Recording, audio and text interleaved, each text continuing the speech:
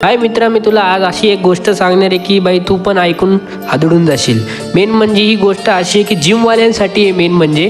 पण ही काही लोक अशी जी बाहेरची असतात बोलतात की जे आपल्या समजा आता की आपल्या जवळचा कोण आहे मित्र तो बाई जिमला जात नाही पण आपण जातो बाई, तो मग बोलणार बाई तू एवढा जिमला जातो, 1 वर्ष झाला 2 वर्ष झाला तुझी अजून काय बॉडी बनली नाही।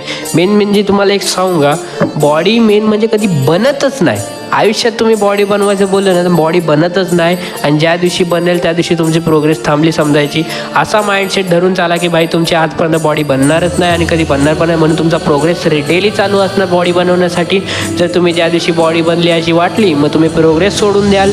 म्हणून अशा गोष्टीकडे जे बाहेरचे बोलतात त्याला मोटिवेशन समजून तुम्ही असं समजा की बाई अजून प्रोग्रेस बाकी आहे, आपल्याला खूप पुढे जायचं आहे, पुढे करिअरवर लक्ष द्यायचं आहे।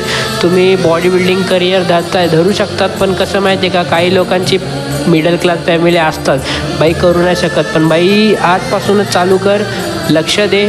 बाहेर तू जर व्हिडिओ बनवत असेल तर बनव, स्वतःच्या आवाजात बनव, तू इन्फ्लुअन्स कर, लोकांना माहिती दे त्या गोष्टीबद्दल। जिमबद्दल सांगतोय तर जिमबद्दल माहिती दे, तर कुठं ब्लॉगिंग करतोय बाहेर फिरतोय तर त्या गोष्टीत माहिती दे। पण बाहेरच्या लोकांचं जर त्या दिवशी ऐकलंच पूर्ण असं हसलीत बिसली त्यांच्याकडे जास्त लक्ष देऊ नको। लोक हसायला येतात, पोसायला नाही, एवढं लक्षात ठेव।